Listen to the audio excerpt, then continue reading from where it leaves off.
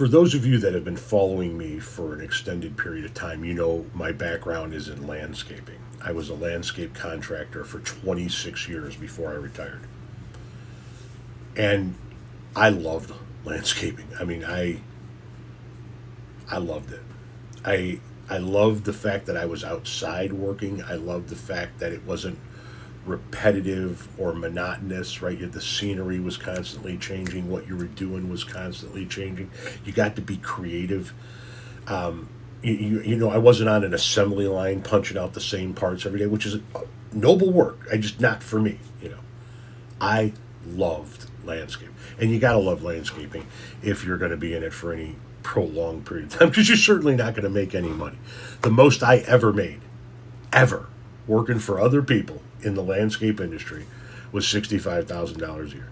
My highest compensation package was $65,000 a year, a company truck, 3 weeks of paid vacation, and a 401k that the company matched 100% of my contributions up to 3% of my pay. That was the best compensation package I ever had as a project manager in landscaping. And I loved that fucking job. I ate, breathed, and slept landscaping. My daughters are named the daughters that I had a chance to name, Magnolia and Lily.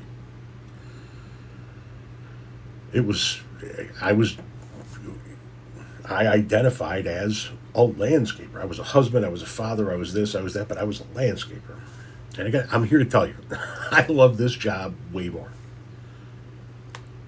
Being a content creator is not only something that I can keep the lights on and keep a roof over our head with, but it is entertaining as shit. Once again, it's not repetitive, right? I get to talk about new things every day. I get to talk about the same things every day, but in different ways. I love this job. This job is without a question of a doubt the best job I've ever had. And partially, it's because of fucking momos like this. This guy tried to tell me that the stock market was at X number in Joe Biden's term, and I pointed out that at the end of Joe Biden's term, the last day he was president, it was actually up here. And because I pointed out that obvious mistake of his, he says, since you're so smart, why don't you run for governor in Chicago?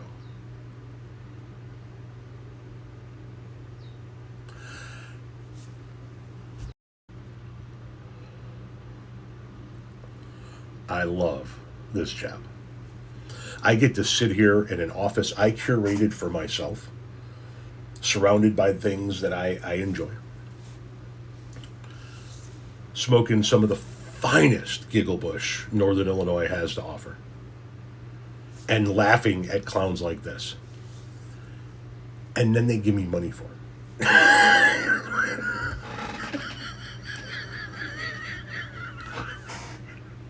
How the fuck is this a job, man? How is this reality?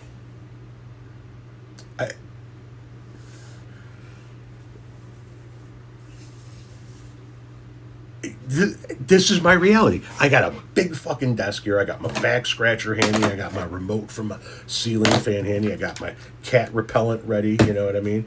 I got my pills, and I got to take my pills. I got my notes and my bills over here, and some items I bought off the TikTok shop. I got my ashtray here with a fat doob in it. I got my little checklist here where I can keep track of how many videos I've made in a day.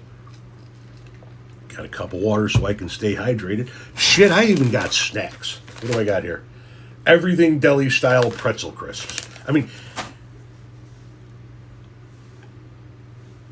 all day I get to sit here and burn Dubage and laugh at clowns like this, and they give me money. What a time to be alive.